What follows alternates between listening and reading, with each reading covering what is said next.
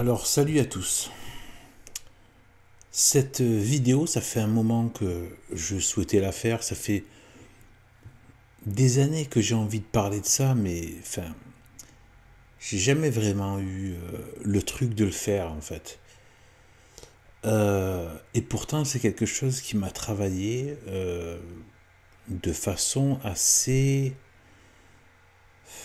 Ça m'a dépité en fait.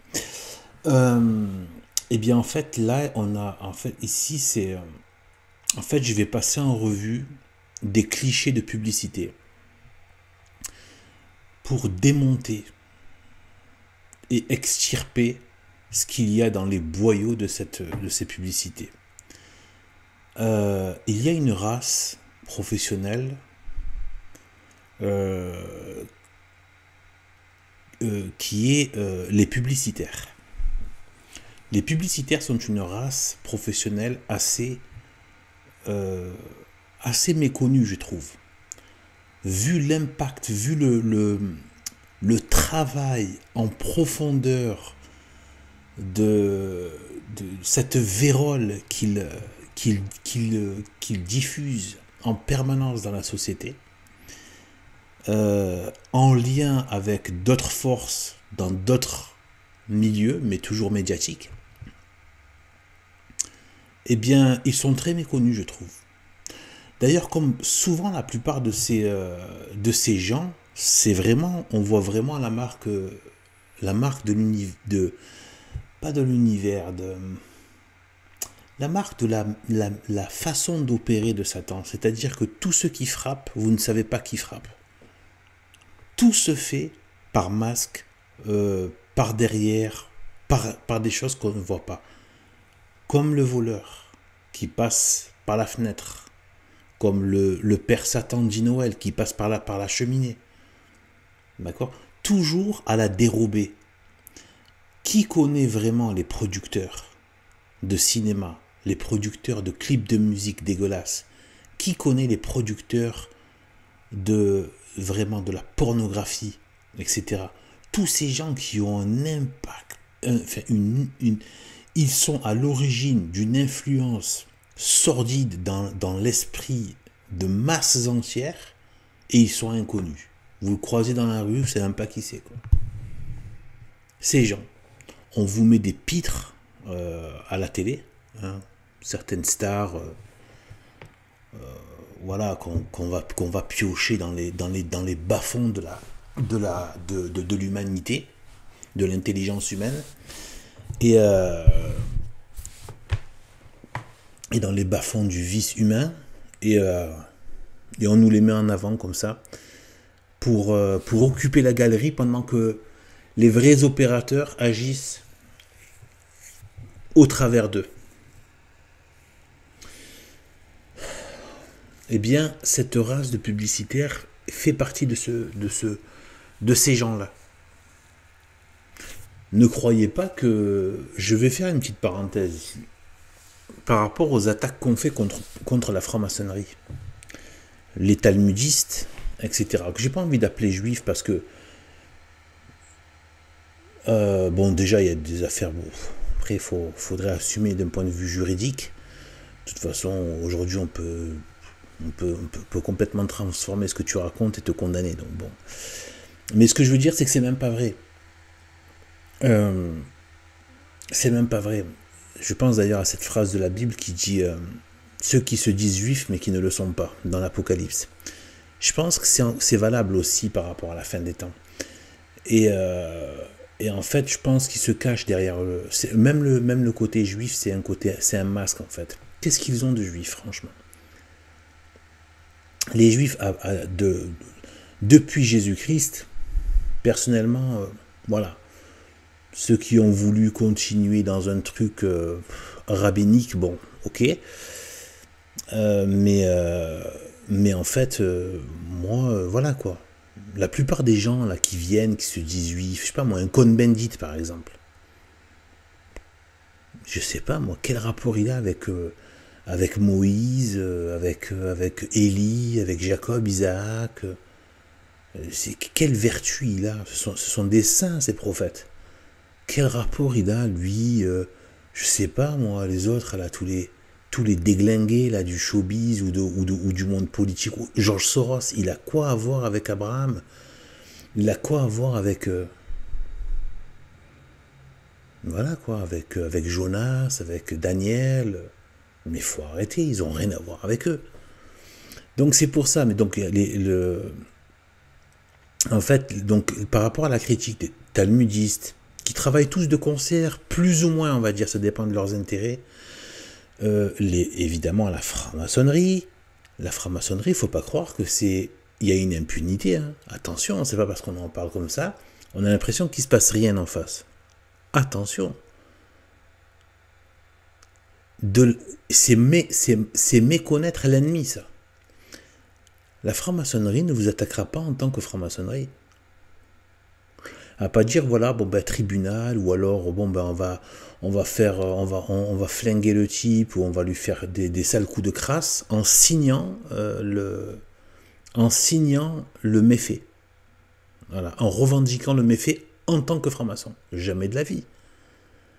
Et c'est là tout le problème. C'est-à-dire, quand vous vous faites frapper, ils utilisent des appareils, entre guillemets, avec des gros guillemets en bien gras. Ils vous attaquent. Ils peuvent nous attaquer de manière extrêmement violente, de façon ça peut être même du crapuleux, ça peut être juridique, mais ils vont vous dire, ah ben voilà, la loi machin, ceci, cela. Ils vont vous envoyer des enquêtes, etc. Vous mettre des pressions, vous envoyer des gens bizarres qui vont zoner autour de vous, vous créer des problèmes, des attaques en justice, au nom évidemment de certaines lois qu'ils ont promues eux-mêmes, etc. Et qui donc a le maquillage d'une comment dire, d'une attaque qui se fait avec un drapeau officiel. C'est pas là, en tant que franc-maçon. Mais ils vont utiliser les biais de la société civile pour vous faire des coups de crasse. Police, justice, etc., etc. Parce que eux tiennent ces systèmes-là. La police, la justice, les médias, la loi, tout ça. Donc en fait, il ne faut pas croire qu'on est à l'abri, parce que, voilà. Et s'il n'y a pas beaucoup d'attaques, c'est qu'ils savent très bien que nos voix ne portent pas. Et que la plupart des gens sont complètement matrixés. Les gens aujourd'hui, ils en sont à croire encore à BFM TV et TF1. Malgré tous les cocufiages qu'ils ont subis. Malgré tous les mensonges avérés, dits même par des gens du système. Eh bien, les gens continuent à prendre ça pour... à avoir foi dans ces médias. Les gens, vous leur dites juste, je sais pas quoi, les gens y croient. Enfin, ils sont vraiment loin de la vérité. Hein. Mais si jamais nos voix portaient, je peux vous assurer que ceux qui y parlent, si nos voix portaient, c'est-à-dire que si on avait... En fait, ils utilisent beaucoup la censure. C'est une façon de maintenir le mythe démocratique sans en assumer les conséquences d'une vraie liberté d'expression. Le mythe de la liberté d'expression sans donner comment dire, le bâton pour se faire battre et donner de l'efficacité à la parole de l'adversaire. D'accord ? Mais tout en gardant un maquillage démocratique. Regardez, voilà, il s'exprime, mais bon, ce sont des idiots complotistes et tout ça. Ils montent la foule contre vous. Et en fait, de toute façon, vous n'avez pas d'impact. Eux, leur but, c'est que votre voix n'atteigne pas les esprits. C'est pas forcément de vous dézinguer. Ils peuvent nous dézinguer. Tous ceux qui ont parlé sur Internet, ou dans des livres, ou dans autre chose ou quoi, eh bien, c'est leurs ennemis. Et eux, ils nous prennent comme des ennemis. Ils sont pas là en train de se dire, oui, mais en fait, Vous savez, on va le prendre un peu cool. Non, non, non, non, non, non, non, non. Ça, c'est mal savoir qu'on est dans un terrain ennemi, un terrain miné, un terrain adversaire, un terrain très hostile. Et c'est pas parce qu'il y a, comme je dis, c'est comme je le répète, c'est pas parce qu'il n'y a pas d'attaque frontale en tant que franc-maçon qu'ils ne vont pas attaquer. Ils attaquent de manière salace et féroce et odieuse, mais comme je vous ai dit, par d'autres biais. Justice, police, voire des fois de la mafia et de la crapulerie. Voilà, et quand on dit justice, c'est évidemment de l'injustice. Ils sont capables de vous tendre des pièges, des guet-apens, vous mettre des gens dans votre vie qui finalement vont vous tendre un piège en fait, pour vous mettre dans une situation malsaine qui se retourne contre vous. Enfin, c'est vraiment salace, hein. Ce sont des gens, des ordures. Hein. Les gens, le mal existe, hein. C'est pas... voilà quoi. Donc voilà. Donc, après, on ne sait pas quand est-ce qu'on franchit la ligne rouge. On ne sait pas forcément quand est-ce que on a touché des personnes qu'il ne fallait pas toucher. Enfin, toucher dans le sens, on a atteint des oreilles qui ne devaient pas entendre. Par exemple, des choses comme ça. Ou des sujets qu'il ne fallait absolument pas relever, même à petit audimat. On ne sait pas. Mais en tout cas, le danger est là. Il faudrait vraiment être naïf pour croire que tout ça peut se faire dans l'impunité. S'il n'y a pas de punition effective, c'est qu'ils n'ont pas intérêt à punir. C'est aussi simple que ça. Ils laissent, voilà. Maintenant, si vous commencez à avoir, comment dire, à avoir une voie de diffusion, il y a non seulement ces gens, mais même la population. Faut pas croire que la population, il y en a pas mal qui aiment bien entendre des choses comme ça, voilà. Mais dans la population, il y a des agents déjà, il y a des agents qui viennent, qui foutent les embrouilles. Et les gens aussi, les gens sont matrixés. Ils vont se mettre à défendre leur bourreau, en fait. Ils sont tellement endoctrinés que ça y est.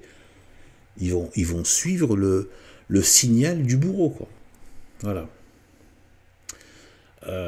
Par l'indifférence, par l'hostilité, ce qu'on veut. Voilà. Donc là, j'ai fait un gros point là-dessus, mais c'est important de parler. Donc en fait, ce que je veux dire, c'est que, voilà, parce que les publicitaires, ça rentre dans ce même cadre-là. Ça rentre dans cette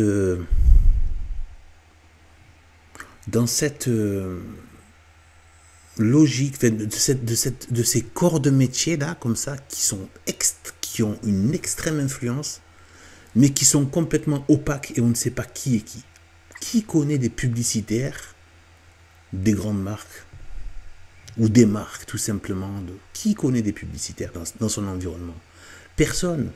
Les modes de recrutement doivent être bien sectaires et selon certaines mœurs pas du tout catholiques, hein, si vous voyez ce que je veux dire. Voilà, ça doit être très très impur comme façon de se coopter. Et voilà, donc je pense pas qu'il y ait beaucoup de bons pères de famille traditionnels dans ce genre de milieu. On aurait d'autres contenus. Donc en fait, voilà ce que je veux dire. Ces gens-là, faut capter ces gens-là. Il y a des groupes de gens comme ça qui sont actifs et qui ont une influence énorme et qui ont la même méthode que Satan, qui agit dans les ténèbres et qui fait du mal en tirant des flèches depuis la nuit, depuis les ténèbres, depuis l'ombre, depuis la pénombre.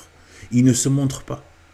Il se montre qu'une fois, qu'il a tout détruit en traître, ou quasiment tout détruit en traître. Et là, il commence à montrer sa vraie figure, il commence à venir à la lumière. Mais bon, il ne supporte pas la lumière de toute façon. Mais il peut balancer, il peut ne se cacher de moins en moins. C'est ce qui est en train d'arriver maintenant, c'est de pire en pire. Donc tout ça, ce sont des générations de matrixés. Alors ici, on va commencer par entre guillemets, le moins pire. C'est que là, malgré tout, ici, là, on va décortiquer.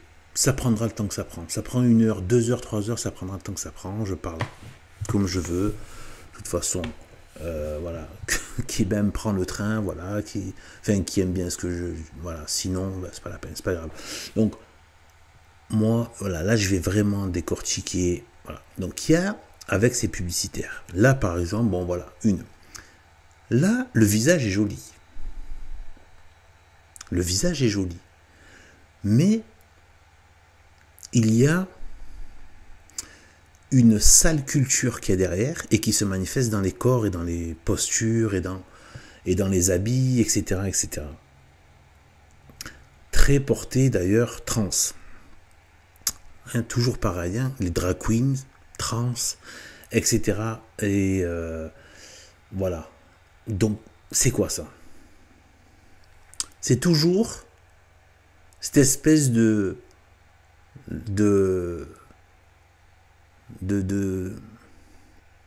d'avoir la main sur son identité sexuelle. C'est vraiment une véritable rébellion contre la loi de Dieu. Et aussi, pas que, c'est le mélange surtout. Et là, en fait, vous allez voir dans d'autres photos où il y a de jolis visages. Bien, même dans ce visage, il y a un problème. Il y a un petit problème, vous allez voir pourquoi. Même un très joli visage. C'est que ils font en sorte soit de recruter des jolis visages de filles, mais qui ont quand même une mâchoire proéminente, comme c'est le cas ici. Et je me demande même si certaines ne vont pas se faire, parce que c'est possible, hein, de se faire un implant de mâchoire.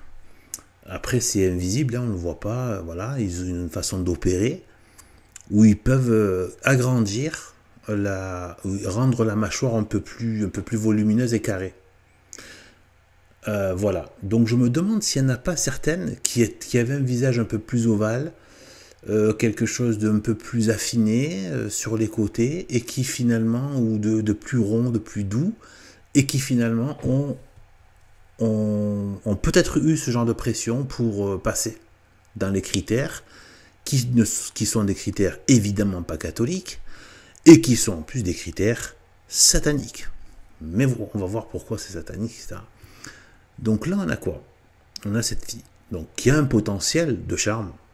C'est évident, elle a un joli visage, de beaux yeux, etc. De belles lèvres, je sais pas, un beau visage, quoi. Beaux cheveux, voilà. Alors, déjà,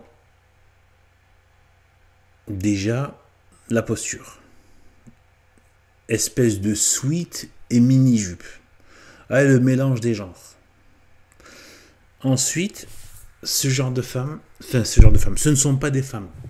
Et c'est là toute la perversité. C'est là que, voilà, il va falloir décortiquer, parce que ils arrivent à nous bluffer,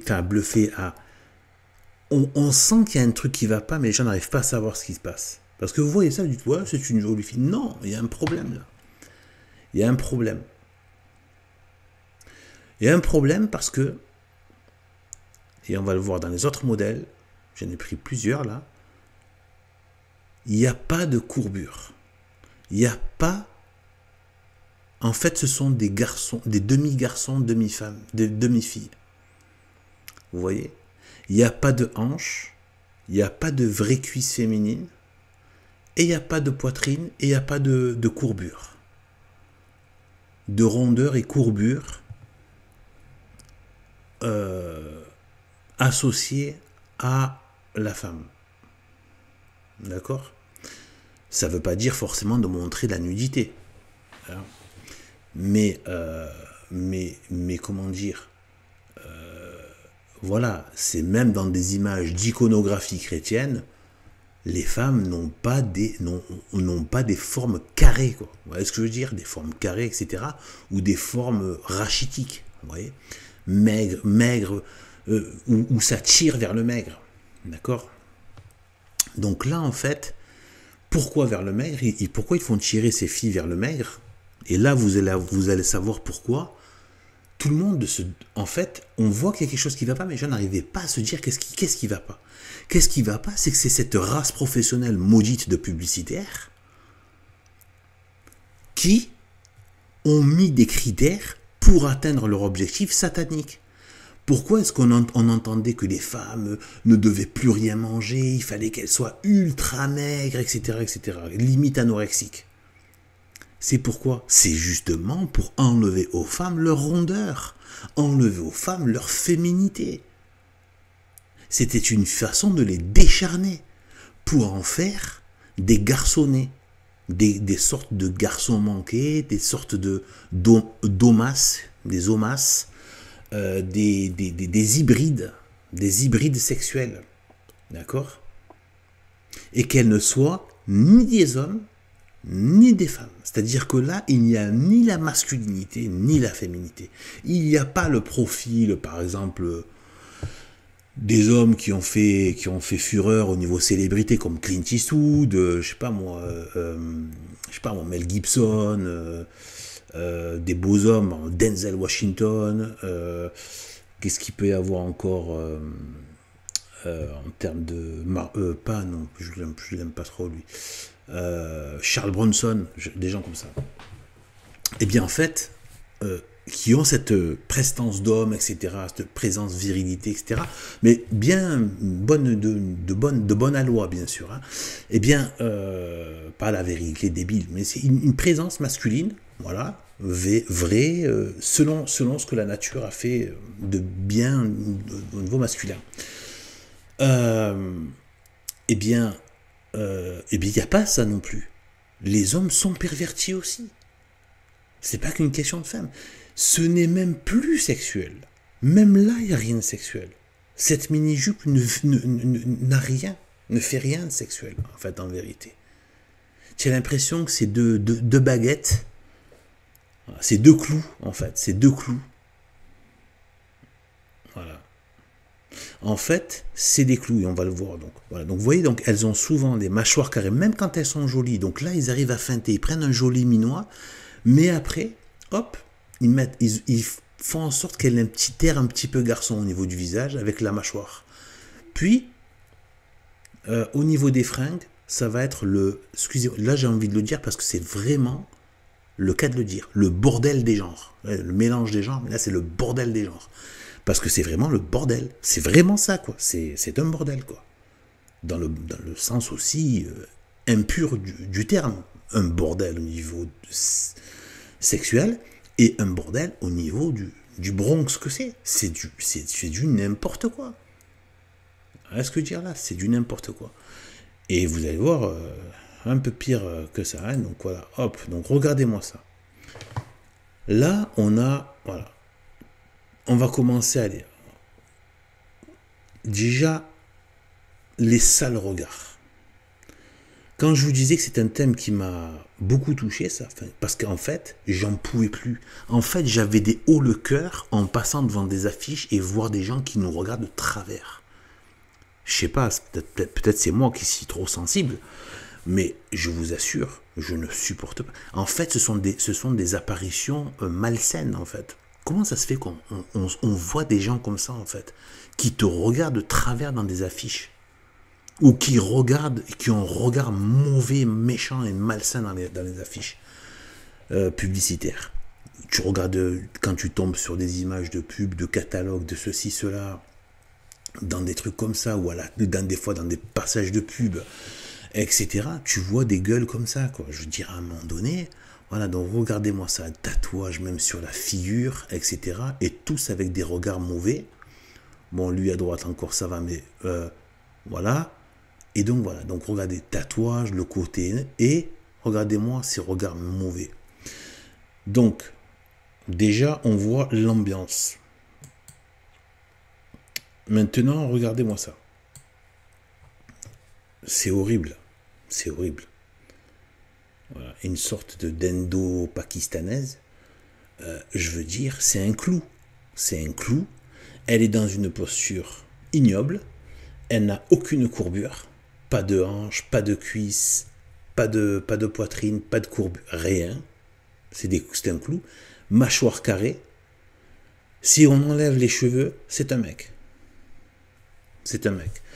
Et un regard pas très sympa, hein, je veux dire, voilà. Alors, en termes de regard, regardez-moi ça. Regardez-moi ça.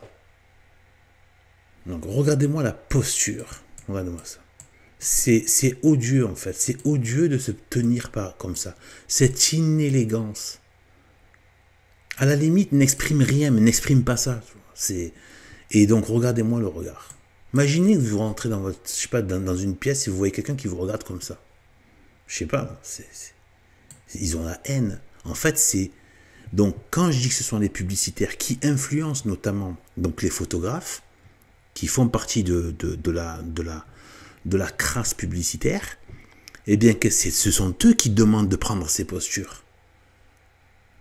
Ils prennent des tonnes de photos en les coachant jusqu'à obtenir ces sales regards immondes. Vas-y, regarde-moi, impose-toi, vas-y, montre qui tu es, vas-y, hein. En gros, c'est vas-y, montre ta figure de péché. Voilà. Donc, on a ça, donc vous voyez, toujours pareil, pas de courbure, pas de hanche, des clous, même quand il y a un joli visage, mais c'est pour mieux vous tromper.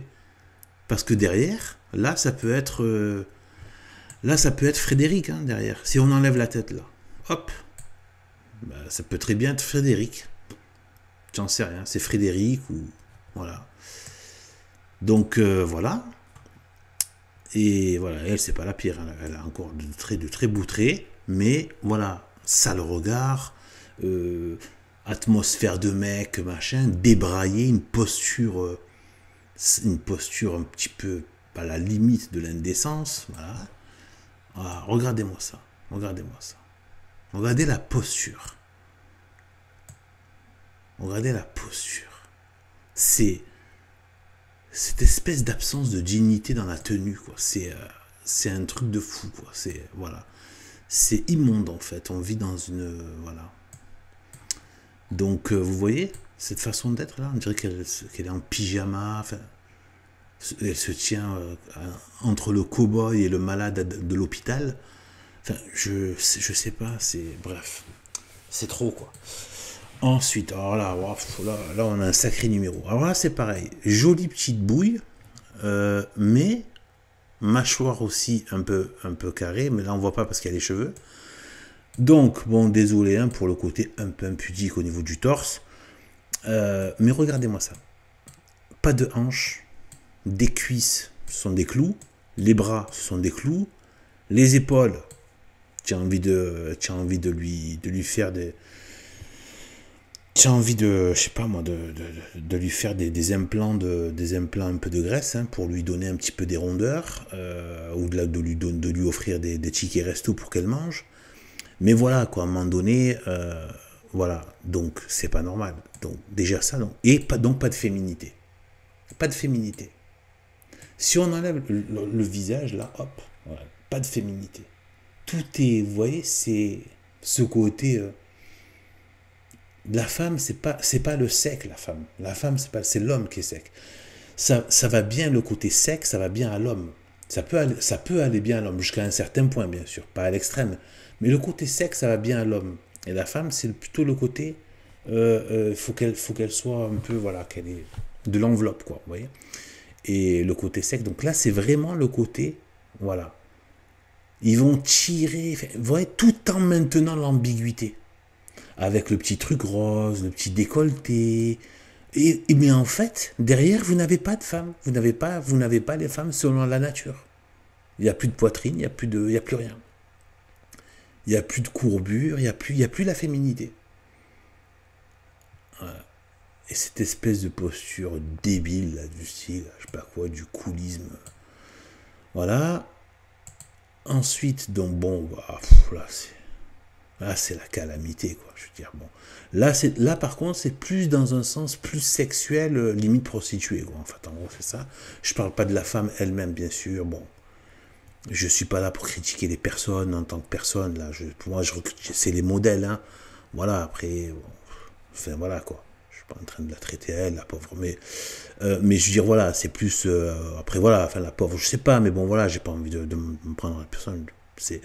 Mais je dis voilà, donc là c'est plus... Mais même dans le sens sexuel, regardez cette espèce de posture là au niveau des jambes, ça va pas quoi. Ça va pas, il y a un côté... Non, voilà. Ici, regardez-moi ça. Regardez-moi ça. On dirait qu'elles viennent de tuer leur mère, en fait. C'est un truc de fou. Et qu'elles s'en vont maintenant tuer leur frère. Je veux dire, elles ont des regards de haine. Mais regardez-moi ça.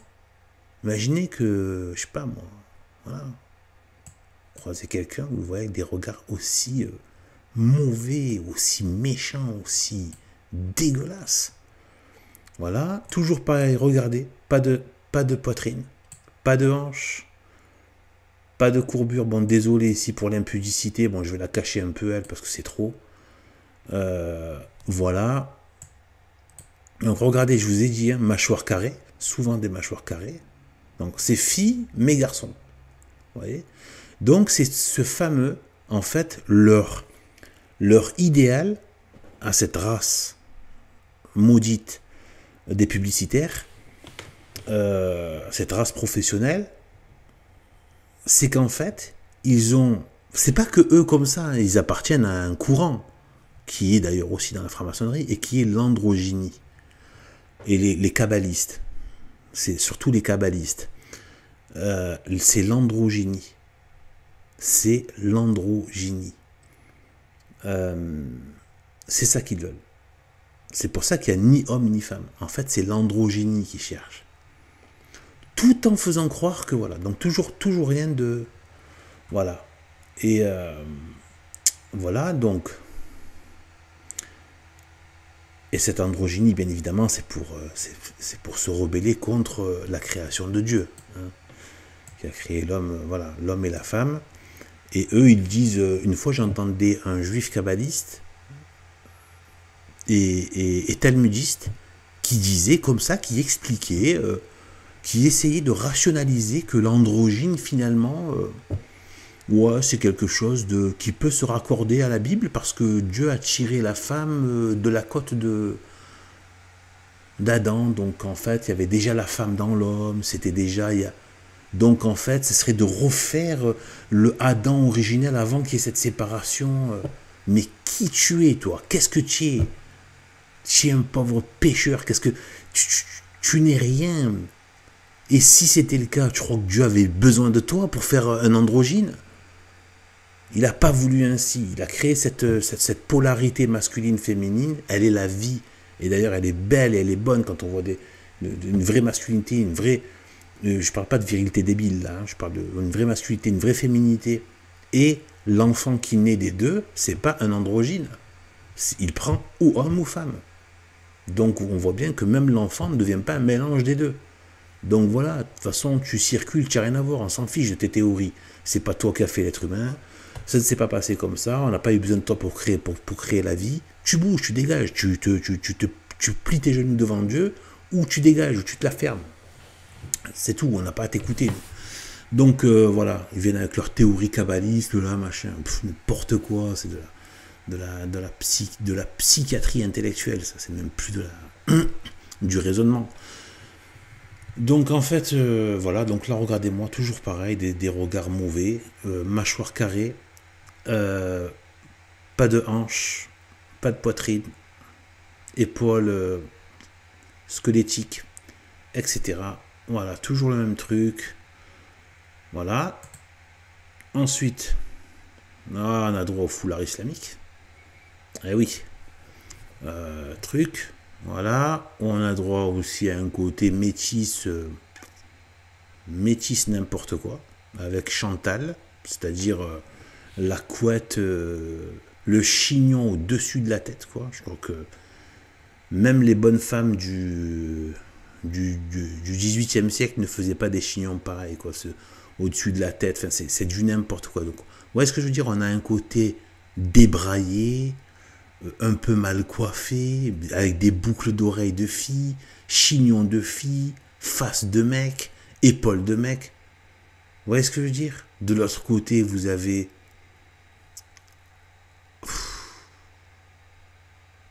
C'est trop, quoi. L'islam, enfin, c'est normal, quoi. Tout est... Ouais. Là, encore, alors, signal rouge, là, hein, il y a les yeux avec le noir autour, très mauvais signe. comme j'ai dit dans notre vidéo. Chez les femmes, ça, très très mauvais signe. Donc, regardez-moi ces spaghettis à la place des bras. Pas de poitrine, pas de hanche, etc. Et prononciation de la mâchoire, bon là c'est pas trop carré, ça va, c'est bien. Mais voilà, là il y a un côté aussi, ils ont mis le côté carré des épaules pour faire le côté androgyne. Vous voyez, ici regardez-moi ça, regardez-moi ce regard méchant et mauvais. Dire mais qu'est-ce qu'il a le mec? Ils leur font faire des photos pour porter des fringues. Et genre le côté bad boy, genre je regarde dur, je suis un méchant. Tu vois. Je veux dire, mais qu'est-ce que c'est que ce truc? Chaque fois que tu regardes faire acheter des fringues, tu dois regarder des gens qui te regardent de travers, quoi. Voilà, donc elle, c'est celle de tout à l'heure. Voilà, vous voyez qu'ici, la mâchoire carrée, donc elle a un joli visage, mais il y a cette petite prononciation ici au niveau carré qui lui donne un côté un peu dur, donc pas de féminité. C'est pour enlever la féminité du visage et la douceur du visage, pour lui donner ce côté masculin et un côté dur et qu'on n'ait pas cette douceur de la féminité, qui est ravissante, hein, voilà, qui est ravissante. Et sans tomber bien sûr dans l'impureté, mais qui est ravissante, c'est ravissant, c'est beau, c'est Dieu qui l'a fait, voilà, comme la masculinité, une masculinité saine doit être agréable à observer pour une femme, quoi, voilà, tout simplement. Eh bien,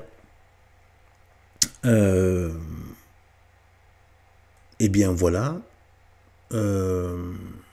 regardez-moi ça, pareil, pas de hanche, pas de poitrine, un clou et voilà, ça pourrait être un mec en fait, ça pourrait être un mec rachitique, un mec maigrelet, tu enlèves juste la tête là, ça peut être un mec maigre, pareil, tu fais pas la différence.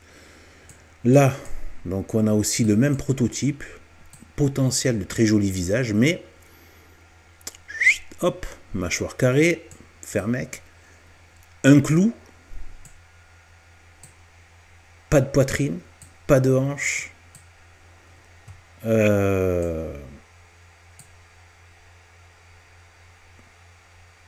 anorexique limite, au niveau du corps, voilà, tout ça,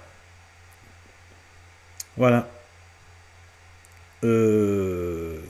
côté un peu mec au niveau, voilà, la façon de, voilà, donc voilà, vous voyez, c'est la même chose. Ensuite, donc là, voilà, là je vous ai mis l'image de Baphomet, hein, comme c'est Eliphas Lévy hein, qui a fait ça, ici. Et je pense que, comme j'ai dit dans une autre vidéo, qu'il a été malheureusement très précisément inspiré. Je pense qu'il a été, parce que lui il a fricoté avec la magie, non, la magie, c'est même pas que c'est la magie, donc avec les démons. Et il connaît la science de l'occulte. Eh bien, Eliphas Lévy, si ça lui est venu en inspiration, je peux vous assurer que c'est très proche de la réalité. C'est très très proche de la réalité et de ce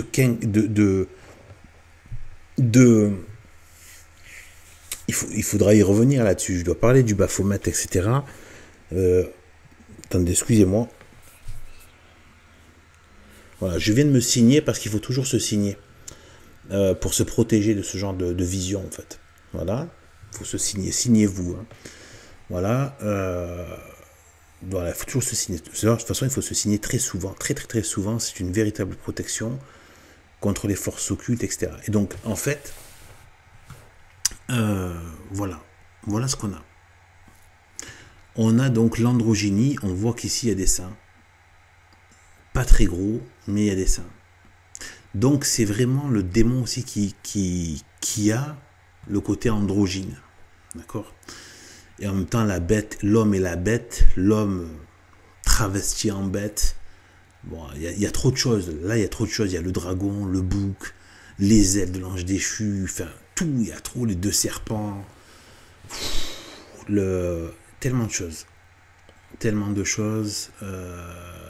il y a énormément de... enfin voilà. Donc, regardez-moi ça. Regardez déjà la posture, le pantalon, large, porté de manière comme ça, là, avec cette espèce, toujours cette posture de jambe, là, bidon, inélégante au possible, révulsante, pas de poitrine, pas de hanche, pas de courbure, pas de rondeur, mec. Et en même temps, on te laisse quelques petits cheveux. Et regardez-moi le rire grossier qu'ils ont mis, le rire grossier. Regardez-moi ça. Là, si on enlève les cheveux, c'est un mec. Un mec, voilà quoi. Voilà, c'est, voilà. Un rire de, voilà, de mec grossier. Voilà. Vous vous rendez compte? Donc ça c'est ce qu'on a, ça c'est ce qu'on a comme féminité, comme image de la femme dans notre monde. Vous voyez ce que je veux dire? Qu'est-ce que ça c'est la dystopie en fait. On vit dans un monde de, vous voyez ce que je veux dire? On n'a plus de quoi s'abreuver de la vie normale, de la vie qui était prévue pour nous. À quoi ressemble une femme? À quoi ressemble, vous voyez? À quoi ressemble un homme? À quoi ressemble un enfant? À quoi ressemble un père, une mère? Non, on n'a plus. Non. Je sais pas moi, la nature, non, on a des villes hideuses, on a des villes froides, etc. Motorisées, tout est électronique, on n'a plus. Enfin bref. Voilà. Alors là, c'est une catastrophe. Bon, voilà. Donc déjà, regardez le sale regard qu'il a, lui. Qu'est-ce qui t'arrive? Pourquoi tu regardes avec un truc, avec une face aussi mauvaise? Et regardez l'inversion. On voit ici celle qui est la fille, qui a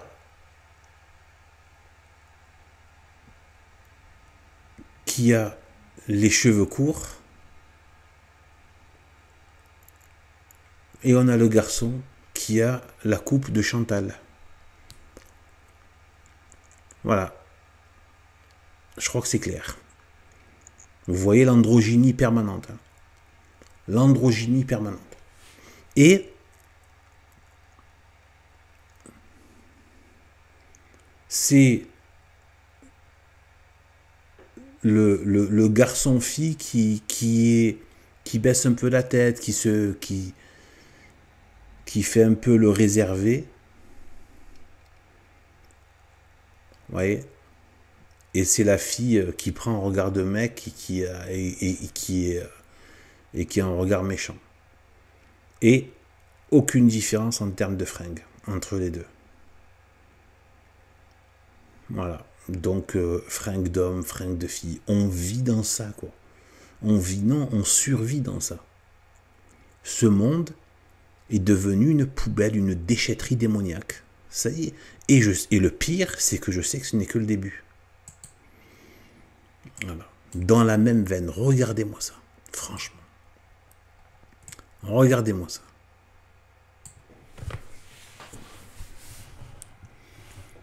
Vous vous souvenez, à une époque, ils utilisaient le côté africain pour le côté viril, fort, le côté dur, etc. et tout.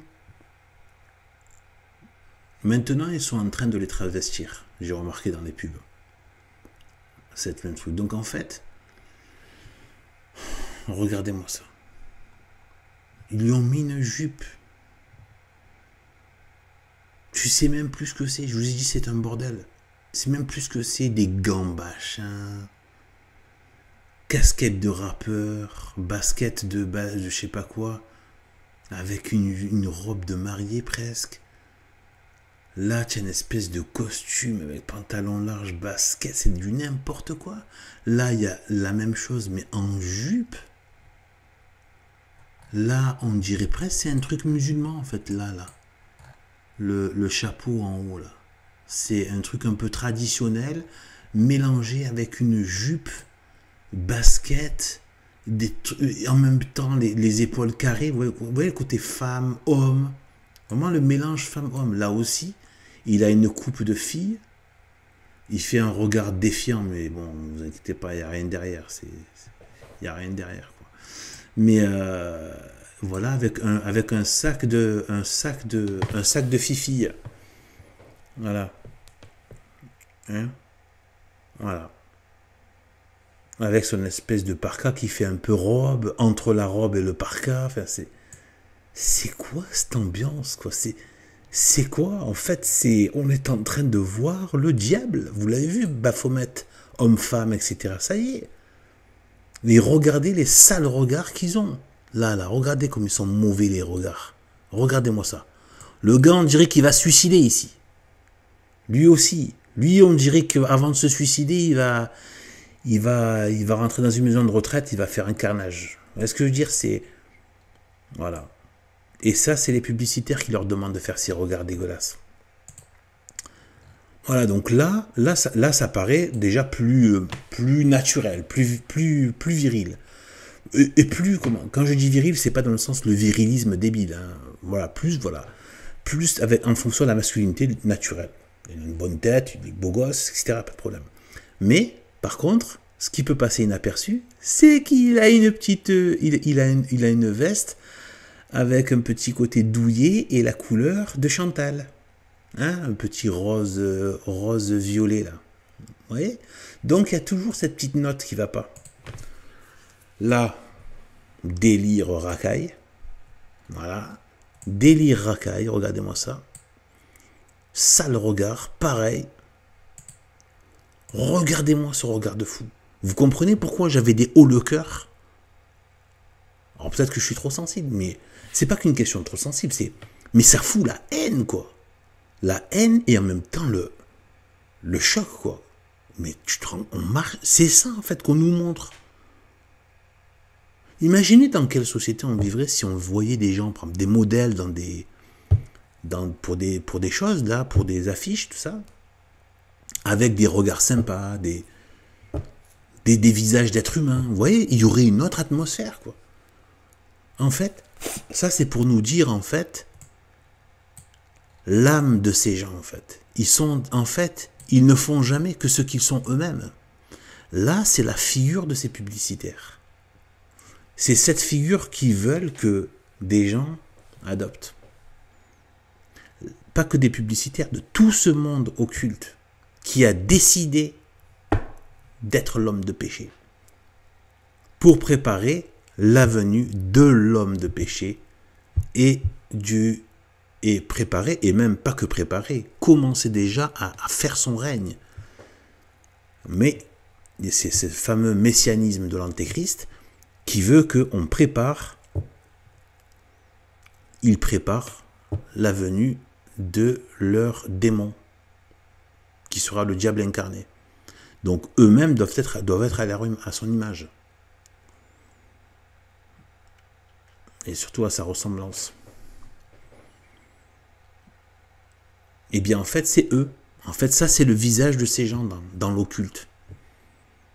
C'est ça leur vrai visage. C'est ça, et c'est ça qu'ils nous mettent dans le climat dans lequel ils sont eux-mêmes. Il n'y a pas de vérité en eux, donc il n'y a pas de bien en eux. Et donc il y a ça. Il y a ce mal qu'on ressent dans les airs, dans ce qu'ils diffusent. Ils insinuent tout ça. Ils nous acclimatent. Et les gens rentrent dans ça. Par imprégnation quotidienne, on rentre dans ce climat-là. On nous crée un climat dégueu, en fait. Où tu n'as plus de quelque chose qui t'émerveille, en fait, à un moment donné, tu vois. C'est pour ça qu'il faut vraiment regarder la nature et les animaux. Moi, je regarde la nature et les animaux. C'est... Bon, là, j'ai même pas envie de parler de ça. C'est quoi ce regard avec les yeux à demi fermés? Vous voyez ce que je veux dire? Cette espèce de regard mauvais, genre de type qui n'a rien à secouer, va voir ailleurs, quoi. Donc, ici, pareil que pour l'autre, là. Donc, on a un visage de gars, mais avec le rose de Chantal et la coupe de cheveux de Chantal. Vous voyez? Je vous dis, c'est androgyne, Baphomet. Eux, ils veulent l'androgynie. Ils veulent ni l'homme ni la femme. Ils veulent cette espèce de mélange démoniaque, en fait. Là, regardez-moi ça. Regardez-moi ça. Toujours pareil. Hein. Pas de poitrine. Pas des comment ça s'appelle? Des épaules, là. Et des clavicules. On dirait qu'elle sort d'un camp de concentration. Voilà, donc maigre, etc. Et regardez-moi ce regard. Non mais franchement, je veux dire, c'est pas possible. Mais regardez-moi ça. C'est inqualifiable. Vous avez vu le nombre de sales regards qu'on voit dans la pub? On doit juste trouver ça anodin? Ouais, non, c'est normal, tout. Ouais, ouais, cool, allez, on continue notre vie pourrie. Hein? Oui, voilà. Non, faut arrêter. C'est pas normal de vivre dans un environnement pareil. Ouais, non, ça toujours pareil, espèce de regard truc. C'est même plus ce que c'est. Ils font des trucs, c'est entre le chignon, les couettes, le rasta, le rasé. Voilà. Et le regard, évidemment, toujours une espèce de regard défiant, ou hautain, ou méchant, ou sale. Enfin, voilà. Donc là, bon, pareil. Le gars, bon. Ouais, bof. Là, un mec. Look de racaille. Pas de poitrine, pas de hanche, pas de courbure. Un regard un peu normal, mais bon, ambiance de garçon racaille. Là c'est une blonde qui se font très rares, hein, parce que vu qu'il y a une haine anti-européenne parmi ces gens justement. Mais du coup, ils mettent beaucoup plus d'autres profils. Mais même là, même quand ils mettent une blonde, regardez, le profil ethnique est douteux là. Moi, je vois pas un type européen normal. Hein. Il y a quelque chose d'autre. Hein. C'est voilà, qui ressort dans les traits quoi. On sait même pas ce que c'est quoi. Voilà, c'est ça le problème. Voilà. Moi, je dis hein, sur le plan ethnique. Je parle pas de pureté forcément à 100%, ni même comment dire, mais il faut qu'il y ait une dominante en fait. Voilà, ça, en fait, il faut qu'il y ait une dominante parce que comment dire, déjà pas plus. Le mieux c'est sur une seule personne, pas plus de 2 dominantes quoi. Voilà, 2 dominantes, ça suffit. Européen, africain.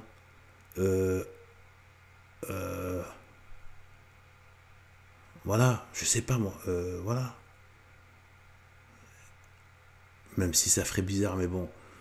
Arabe et chinois, par exemple. Mais 2. 2, c'est déjà pas mal. 2 dominantes, hein, je parle. Parce qu'on peut avoir des petits résidus. Moi, j'ai fait mon bilan, pas bilan sanguin, mais mon côté truc génétique, là. Vous savez, le truc génétique. Voilà. Il n'y en a pas que 2. Mais il y a une énorme dominante. À 80% berbère, maghrébin. 80%. Donc certes, dans les 20%, il y en a plusieurs. Mais 80%, c'est berbère. Et aussi, il y a des profils qui se rapprochent. Par exemple, admettons, si je dis par exemple un Vietnamien et un Indonésien. Il peut y avoir des différences. Moi, je vois même des différences, des fois même physiquement, entre un Japonais et un Chinois. Vous voyez? Mais malgré tout, s'ils se mélangent,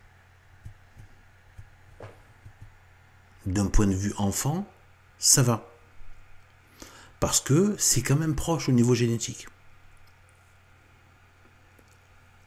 Parce qu'il faut voir la question de comment tu fais pour te définir ton identité.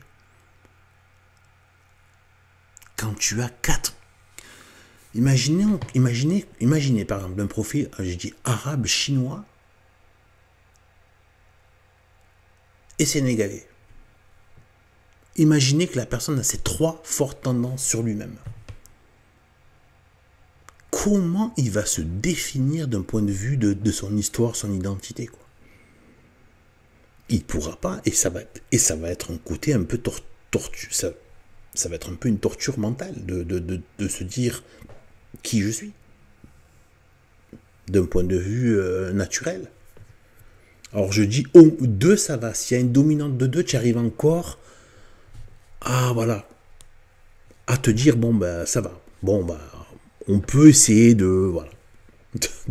Surtout s'il y a une histoire commune, tu peux te dire, bon, même si c'est une histoire douloureuse, hein, ça peut être colonisation, invasion, que sais-je, ou je sais pas moi, ou des riches qui ont pris possession d'un territoire et qui après qu'on fait certains mariages, bon, avec d'autres peuples, bon, admettons. Mais ça va. Je veux dire, c'est douloureux, mais ça va. Parce que même, à la limite, l'histoire va expliquer l'identité de la personne. Elle va expliquer cette espèce de... ce qu'il est lui.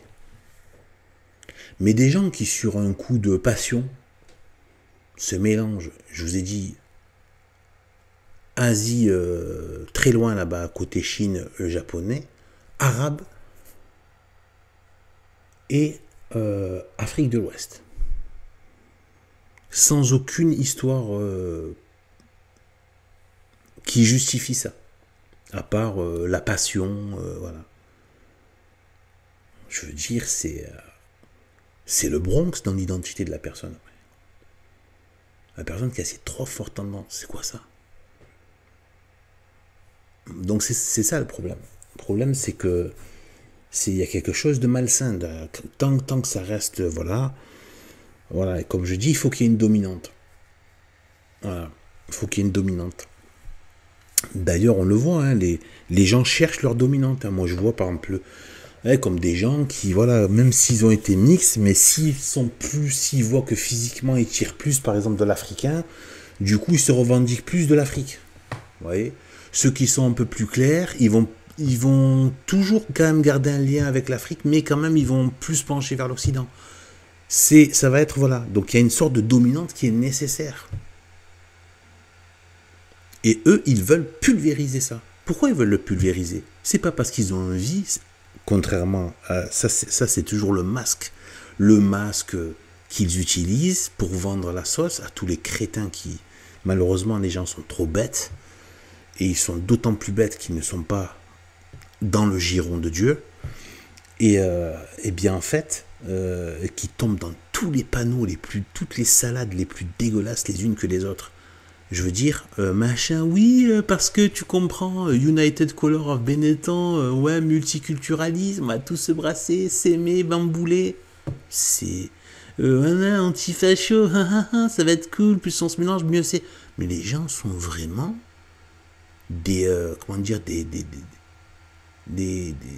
comment on appelle ça, des chambres d'enregistrement de l'idéologie dominante. Ils ne cherchent même pas à réfléchir, ils enregistrent.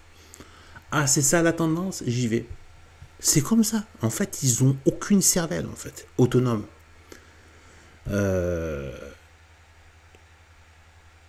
Donc en fait, d'ailleurs, je suis tombé, ça il va falloir que je creuse là-dessus, c'est un sujet qui m'intéresse beaucoup. Je suis tombé sur la vidéo de France Fidèle.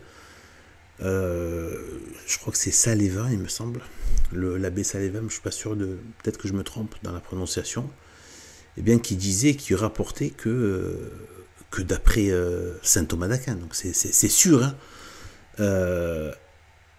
il y arrive un moment où la bêtise et l'ignorance sont des péchés mortels. Vous n'avez pas le droit de rester à un état d'ignorance ou dans un état de bêtise. Même la loi des hommes, aussi ridicule soit-elle, ils ont dit nul n'est censé ignorer la loi. Que c'est pas un prétexte. L'ignorance et la bêtise. C'est pas un prétexte pour échapper à la loi. Donc, mais à combien plus forte raison la loi de Dieu, qui en plus a donné une intelligence. Si les gens ont décidé, mais c'est très facile de les coincer. Même quelqu'un qui n'est pas très intelligent, mais il peut le devenir, déjà, il peut travailler son intelligence, il peut la renforcer, il peut se cultiver. Ah, mais je regardais la FIFA, je regardais les matchs. Tu peux, si tu veux te regarder un match de temps en temps, mais je veux dire, voilà. Mais dans le sens où je regardais Cyril Hanouna, je regardais mes réseaux sociaux, j'étais sur WhatsApp, Facebook, machin, etc. et tout. Eh ben non, mais tu avais du temps pour apprendre. Voilà, tu as du temps. Tu avais du temps, tu as choisi de rester bête. Donc c'est un péché mortel. Tu sais, tu as entendu parler de Dieu quand même. Pas dire que toute ta vie, tu n'as pas entendu parler de Dieu. Jamais tu t'es posé la question. Donc il arrive un moment donné où ton âme a forcément posé la question, qui a créé ce monde? Qu'est-ce qui a créé ce monde? Tout le monde est arrivé à cette question-là. Dieu en plus a donné des grâces. Il a donné une religion. Il a aidé des gens à aller jusqu'au sacrifice du sang pendant 2000 ans, etc. Des premiers chrétiens sous Dioclétien, César, et jusqu'à la Vendée, et jusqu'aux missionnaires qui se faisaient tuer dans les pays arabes, musulmans, qui ont essayé, ils n'ont pas fait long feu, parce que voilà, ils se faisaient zigouiller à chaque fois. Donc, bien tout ça, ce sont des témoins. Dieu a laissé ça. Oh non, j'ai préféré commander Uber Eats et regarder les vidéos d'un gauchiste sur YouTube. Eh ben non. Eh ben non. C'est un péché mortel en fait. On n'a pas le droit de rester bête. On n'a pas le droit de rester ignorant. C'est pour ça que l'Église enseigne. Une Église enseignante. L'Église enseigne la foi. Je ne sais pas si vous avez remarqué, mais les sermons sont des enseignements. Hein. Sont des petits catéchismes. Les sermons de chaque messe.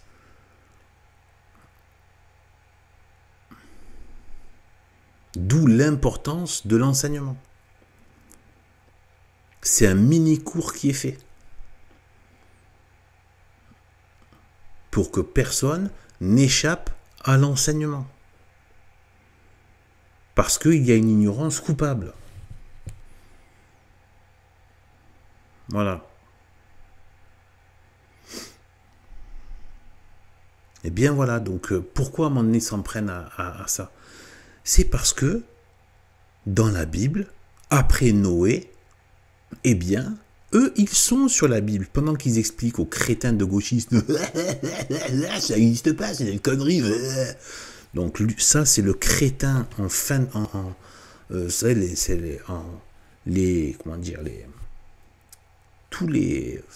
Bref, ce que Voltaire et la franc-maçonnerie a fabriqué de pire, ces espèces de crétins arrogants et méchants, hein, parce que ça va souvent ensemble d'ailleurs. Ils sont méchants parce qu'ils sont bêtes. Et en fait, en plus, voilà, on a tous un petit côté méchant aussi, hein, mais après ça peut être très prononcé en fonction du niveau de bêtise. Et donc en fait, ces gens-là, en fait, ils sont, eh bien, leurs maîtres sont complètement liés à la Bible, dans le sens adversaire, ennemi, mais ils sont liés à la Bible. Pourquoi? Bien parce que avec Noé, c'est là qu'il a commencé à y avoir la division en familles qui ont donné après des peuples.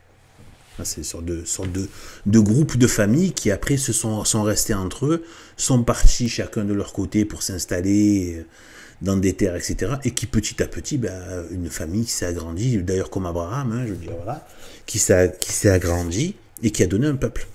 C'est pour ça que la famille est très liée au peuple et à la nation. Voilà.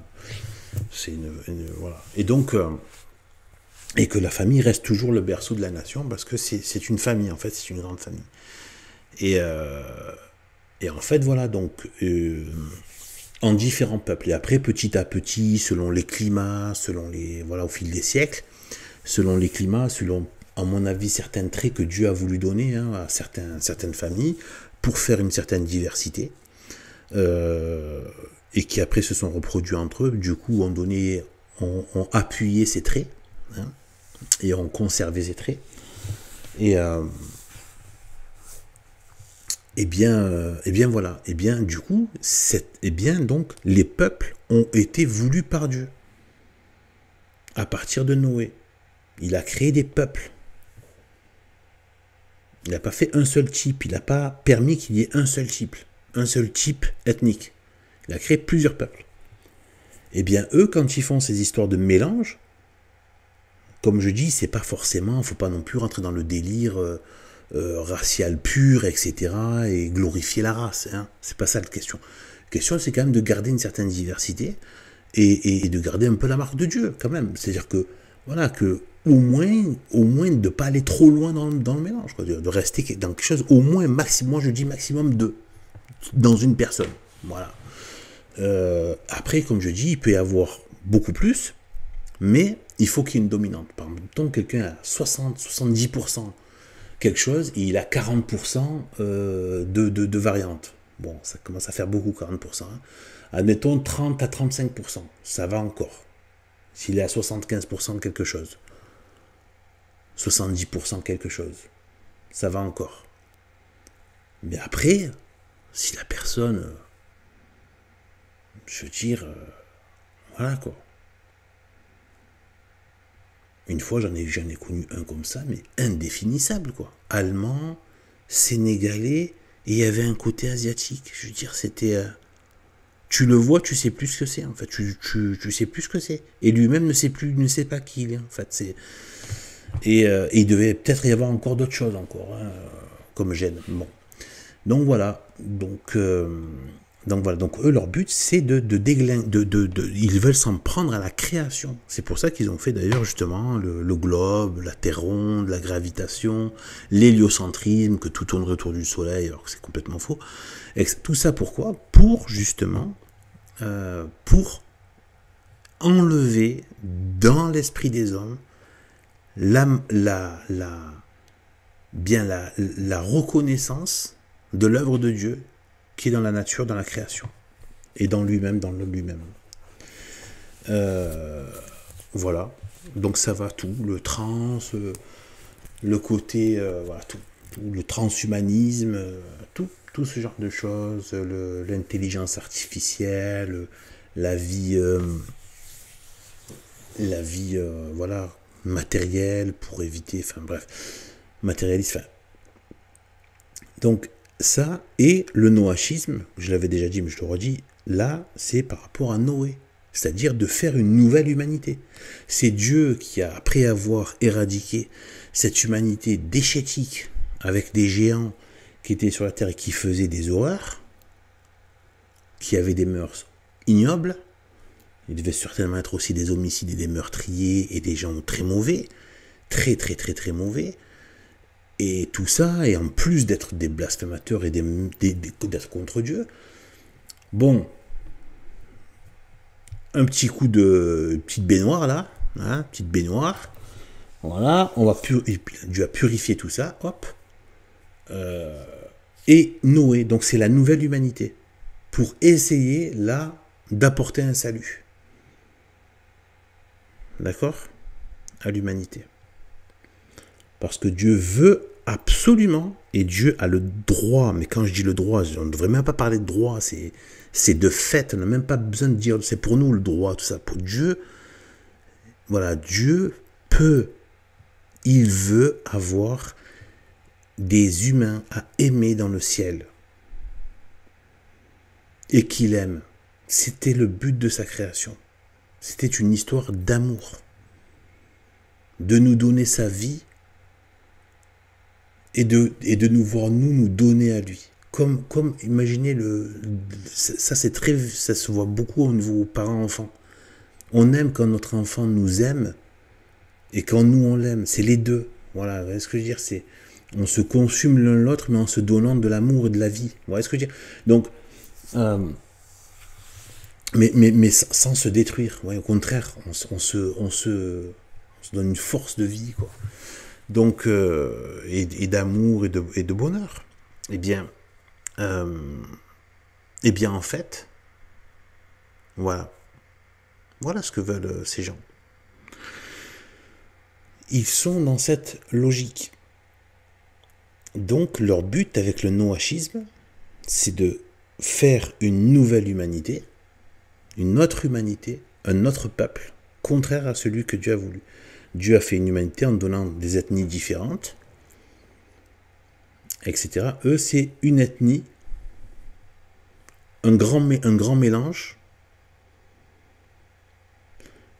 mais ça permet aussi d'enlever le côté effectif, parce que la grâce de Dieu fonctionne aussi sur une base de nature.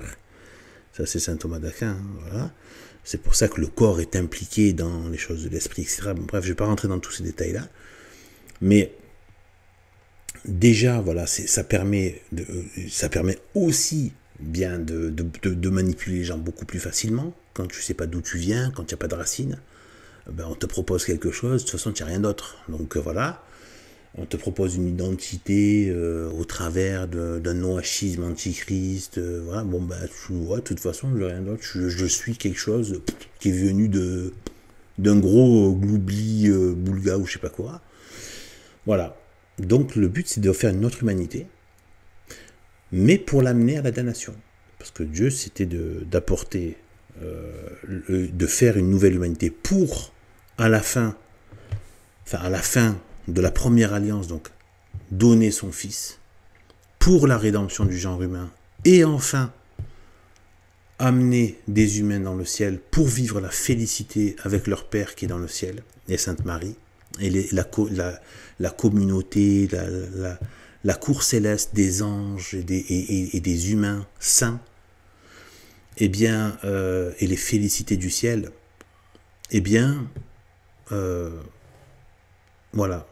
Bien, Satan veut faire le contraire. Il veut recréer une nouvelle humanité, mais cette fois, qui n'a plus les spécificités que lui a donné Dieu, au niveau ethnique, mais au niveau sexuel, au niveau de la hiérarchie sociale, etc., politique, etc. Donc pas ce côté anti-hiérarchie, voilà, tout ce qui a fait les sociétés humaines depuis Noé, dézinguer ça, inclure beaucoup de technologies pour qu'il n'y ait plus justement de gestion naturelle de la société, mais une gestion électronique et, comme ils disent maintenant, dématérialisée, avec informatisé, etc. Ce qui enlève justement la société naturelle. Donc c'est vraiment d'enlever tout ça, et à la place, donc, il va donner son fils, l'Antéchrist, pour la damnation de l'humanité. Vous voyez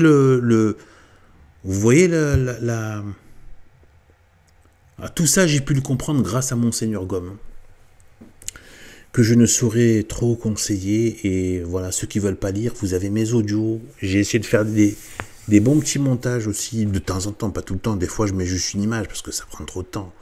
Déjà, je prends tout mon temps libre à travailler là-dessus. D'ailleurs, au bout d'un moment, peut-être que je prendrai un peu de recul aussi. Je crois que j'en ressens un peu le besoin avec tout ça. Juste un peu une petite pause. Peut-être consacrer un peu plus de temps à la prière, même si je prie toujours, bien sûr, hein, mais plus de temps à la prière, même si ça, c'est un acte que je fais pour Dieu aussi. Hein, je le fais pas que comme ça, quoi, parce que j'ai envie de dire des vérités. Je le fais aussi dans l'espoir que ça apporte quelque chose, d'apporter un peu de, comment on dit, des fruits. Chez certaines personnes, moi j'ai pas la folie des grandeurs au niveau du buzz, chez juste quelques personnes, donc je fais un travail un peu d'apostolat laïque avec les moyens du bord, et mes connaissances et inspirations. Mais c'est vrai que là, en ce moment, je me dis, peut-être en faire toujours, mais peut-être un peu moins, pour un peu plus j'ai besoin peut-être un peu plus de... c'est mon âme solitaire aussi qui a besoin souvent de me barrer des fois Bref. Voilà. Euh, et et d'ailleurs, solitaire, même en faisant ça, des monologues, etc., c'est une façon d'être solitaire. De dire des vérités sans concession, ça permet. C'est aussi une façon d'être solitaire, dans le sens où je ne cherche pas. Voilà, je peux être très. Voilà, machin, on peut échanger, tout ça, mais après, pas de pitié au niveau de la vérité. Avec personne. Avec personne, je sais qu'il y a plein de gens, il y a du désabonnement, des gens qui sont barrés. Ben, c'est très bien, merci. Séparation. Voilà. Séparation. J'avais un très gros problème avec la séparation dans ma vie. Très très gros problème. Je ne voulais pas de séparation dans plein de situations. Amis qui n'étaient plus à des amis mais qui devenaient des fourbes et des tordus. Ou des méprisants, etc. Famille, relation familiale infecte. Couple. Comment ça s'appelle? D'autres choses. Des situations, des boulots. Jamais je voulais arrêter. Jamais séparer. Quitte à aller jusqu'au gros problème. J'avais un gros problème avec la séparation. Oh là là, qu'est-ce que je regrette maintenant que je m'y adonne. Ah, je me régale de séparer. Ça va pas? Au revoir. Pas content? Ciao. Tu cèdes pas? Je cède pas. Voilà. Et de toute façon, je cède pas. Même si tu cédais, je cède pas. Donc, à un moment donné, voilà, comme ça au moins, reste qui veut. Ça veut pas, il n'y a pas de problème. En tout bien, tout honneur, sans haine, sans méchanceté, sans mépris, juste, bon, désolé, c'est pas ta tasse de thé. Voilà, c'est tout. Au revoir. Vraiment, avec bonté même, au revoir.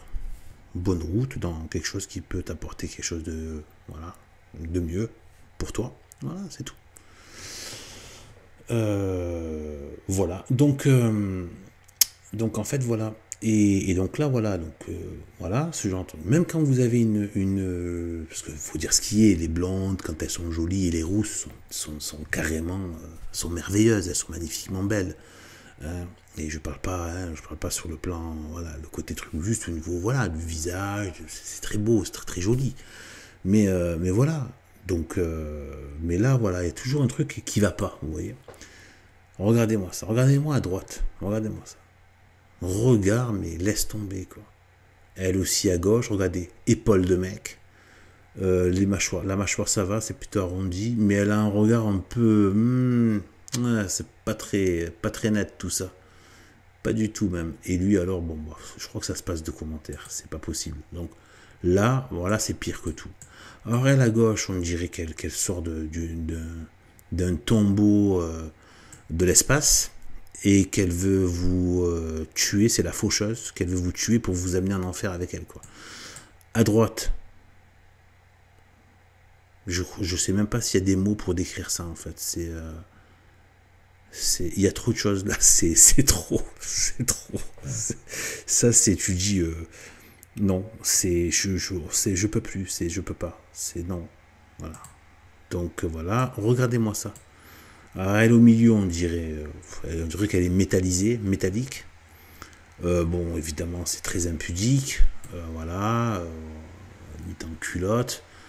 À gauche, ça a l'air d'aller, mais bon, plutôt une bonne tête, mais le problème, c'est voilà, toujours le côté, voilà, hein, épaule, machin, pas de poitrine, pas de hanche, tout est machin. Et là, à droite, reste tombé. C'est une catastrophe, quoi.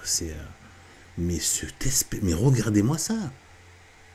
Qu'est-ce qu'elle a vu, quoi. C'est un truc de fou. Ce sont des regards, mais affreux, quoi. C'est-à-dire, donc voilà, regardez-moi ça, bon voilà. Encore un côté melting pot, ethnique. C'est devenu un grand, entre guillemets, classique. Mais regardez le côté, regardez la fille. Ça, c'est une fille, ça. Non, c'est un mec. C'est un mélange, en fait, plutôt. Voilà. Vous voyez? Quel rapport? Même t-shirt. Il n'y a pas le côté plus féminin au niveau des manches et tout ça. Non, non. Le même t-shirt que le mec. Là, soi-disant, c'est en jupe, soi-disant. Regardez la posture des genoux. Là, ce côté un peu fléchi, pas de poitrine, pas de hanche, des épaules, une posture de mec, des bras de mec. Vous voyez ce que je veux dire? C'est quoi ce truc? Mais c'est... Voilà, bon, elle est jolie. Quelque chose de bien. Mais pareil, hein, en fait, c'est là aussi, c'est masqué.